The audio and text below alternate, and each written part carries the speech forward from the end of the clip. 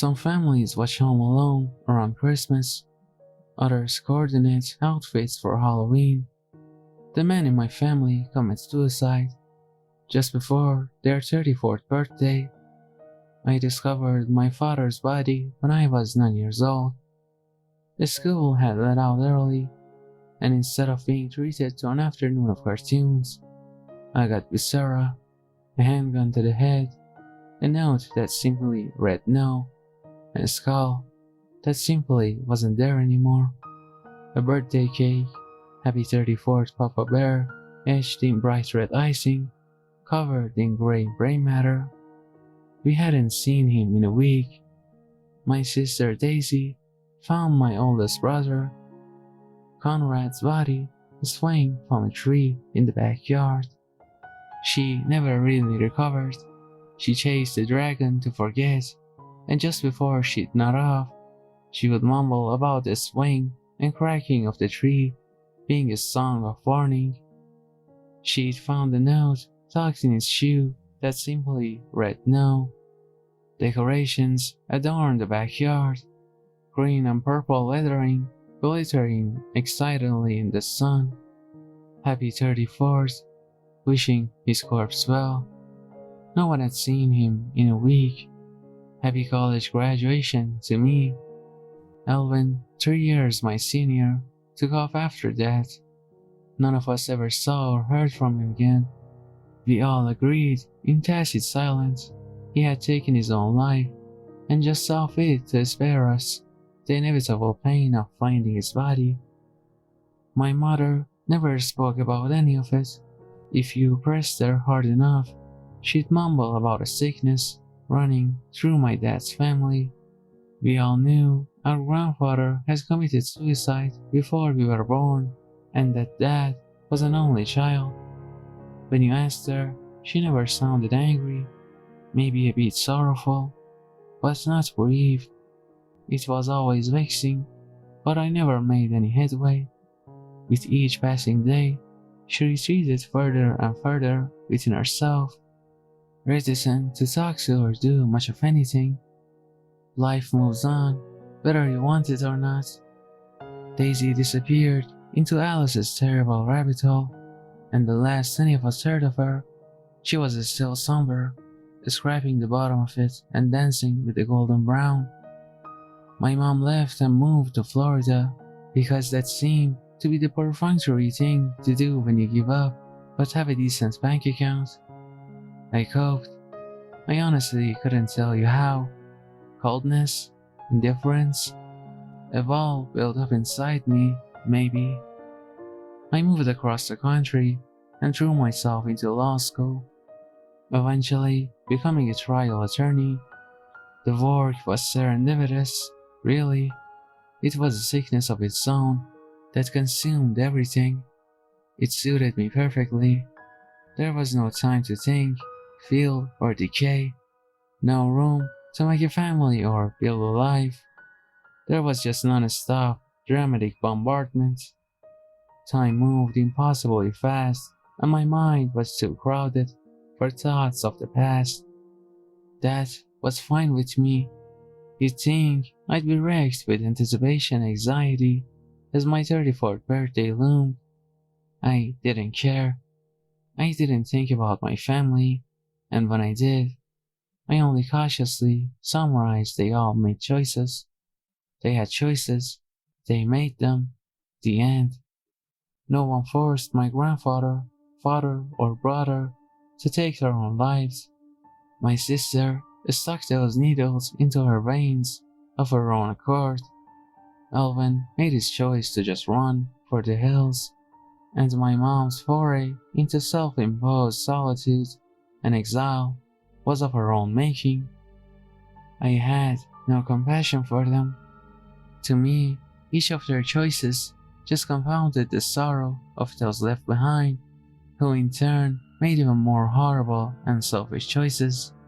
The coldness grew inside me like a virus, and I didn't care.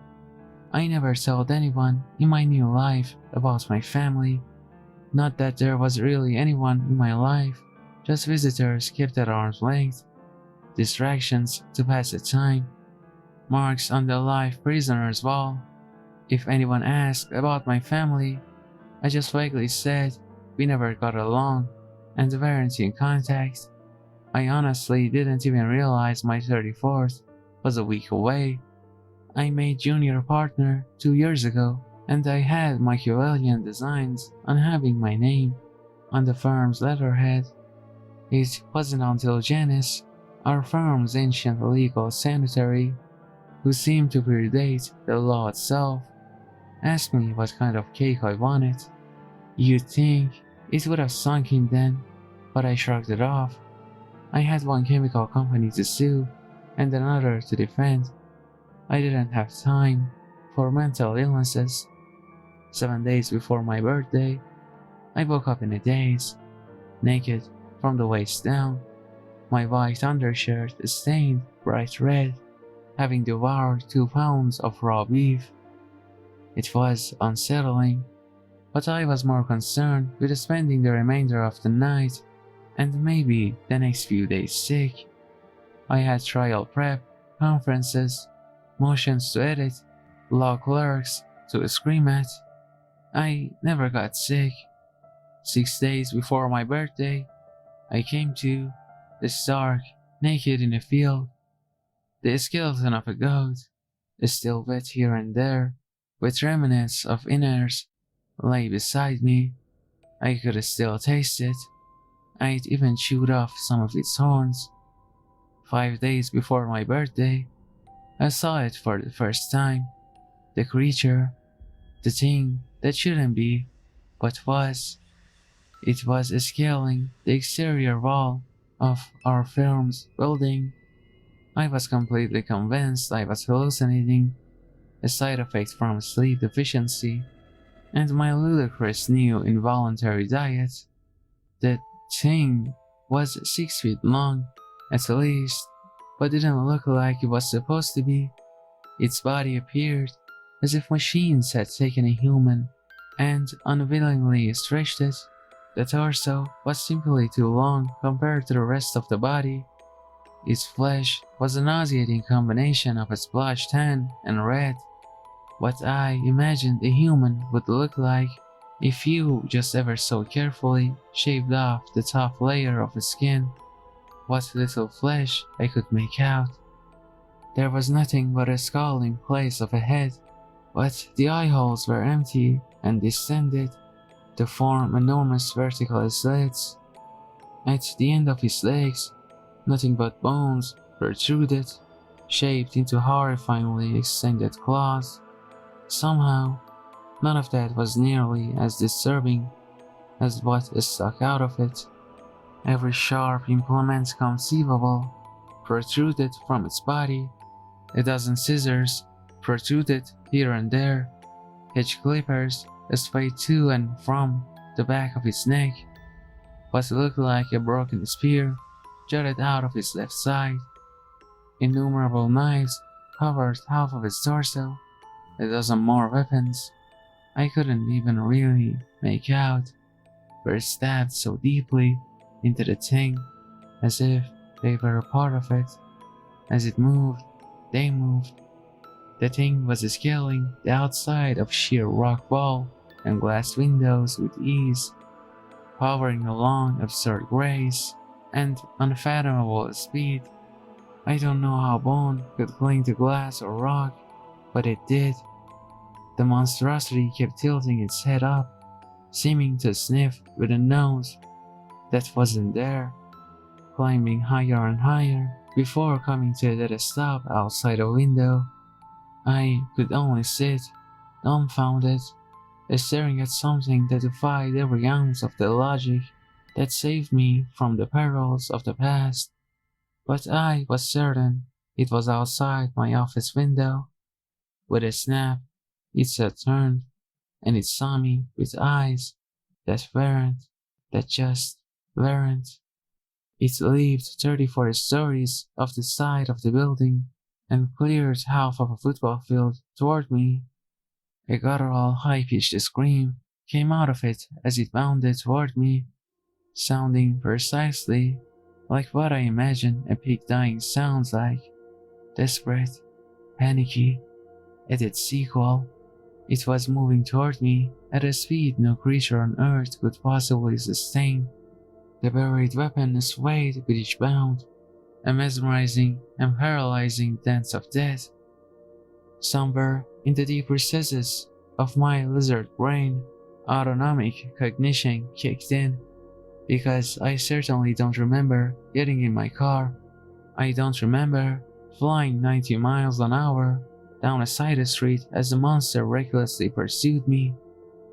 The empty closet one of my clients was having me defend in a class action suit, but I do remember coming to, rocking back and forth, hands on my knees, a slightly high-pitched whine coming from deep inside me. I do remember eating rat after rat after rat until I was so full I couldn't move. 4 days before my birthday, I smashed myself onto bits, drank most of a bottle of whiskey, and ran, faster than I remember ever running, around the abandoned factory, panicking, shrieking. The rats were gone, even the insects had fled. I just drank and felt an impossibly painful hunger well up inside me. 3 days before my birthday, I couldn't bear the hunger anymore and left the factory to find fresh meat. I was halfway through eating a disemboweled cow when it found me. Its howling pierced my brain and echoed throughout my body, a note so high no human could possibly hear it and keep their feet. It sounded like a collection of every creature begging for its life, every day on this fetid planet being thrown at me all at once. It chased me, its bone claws screeching and sparking against the gravel of the road, but I miraculously outpaced it, losing it in a forest before making my way back to the factory. I didn't realize until I was back in my new little hellhole nest that I had been running on all fours. 2 days before my birthday, it caught me by surprise. I was so consumed with, consuming, that I never heard it approach. It slammed its body into me, knocking me from my meal. It whined at me, begged, pleaded, threatened, all at once. I screamed back, nearly matching its pitch. The thing didn't attack me, but it had stolen my meal, was blocking my meal. It took my meal. I thrashed and clawed at the beast, feeling my blood boil over with rage. I needed the meat, and it kept defending the lifeless corpses from my snapping jaws. We clawed and scratched and bit and tore into one another almost in unison, synchronized and frenzied. Then I stopped. So did it. I saw the meal. It was a farmer and his wife, clients of mine, oil money.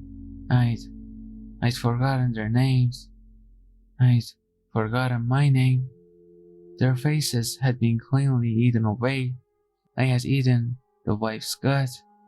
The creature didn't attack me, didn't move, didn't breathe, just watched me with eyes that just weren't. I could almost smell pity coming from it.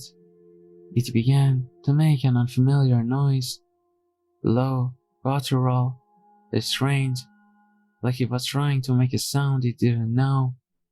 I bounded off, lightning in the glowing dark, but I swore I heard it utter a strained no behind me. One day before my birthday, it found me in my new nest, rotten and rife with bones of every animal imaginable. I woke up to it circling me, slowly, like a carrion bird. This time, I didn't attack. Everything hurt. My bones didn't feel right, like they were being pulled by the invisible hands of evolution. My fingers all felt broken, stretched at the skin. The creature paused and sat on its hind legs. It began its slow groan, strained with everything it had. No, no, no, what? I wailed, accusing it, begging it. My words were garbled, half gibberish amidst the shrill screech of my voice, almost unintelligible. It flipped its head about in frustration, trying to summon some human word that didn't belong to it, wasn't a part of it. Puppy. My legs gave out and my knees hit the cold factory floor. I wailed. The pain in my bones was unbearable. Happy. Happy. My family's nickname for me. The creature trotted slowly, a thousand weapons all clanging together and jostling, buried throughout its body, swaying. That's when it hit me. What was in the eyes that just weren't? Alvin? I whispered. The last time I ever heard my voice in a low tone. Gone. Say yes. The thing that was once my brother reached its bony hand behind its neck and pulled out the gardening shears. Eyes that just weren't watched me intensely as it began stabbing itself over and over again in the neck. No blood, no spinal fluid, no life force spilled out onto the factory floor. The shears slid in like knives through butter. I felt sick as I looked into the eyes that just weren't. My brother was still somewhere in there. Elvin began pulling each weapon out, one by one, smashing deep into various parts of its body. Nothing killed it. Nothing even made it bleed. Elvin wouldn't die. Couldn't. Hungry. Forever. Starvation. Won't kill. Cursed. Forever. Forever. Each word seemed to take everything Elvin had, the last bits of humanity draining out of him. He pulled a long knife from the depths of his left shoulder, trotted over, looking at me, into me, with that haunting visage eyes that just weren't. Elvin gently dropped the blade in my hand, nodding toward my throat. Say no. The squeal shook the walls of the factory, loose tiles spilling, warm copper pipes plummeting. Hurry. I looked out at my watch. It's almost my birthday. I have a choice to make.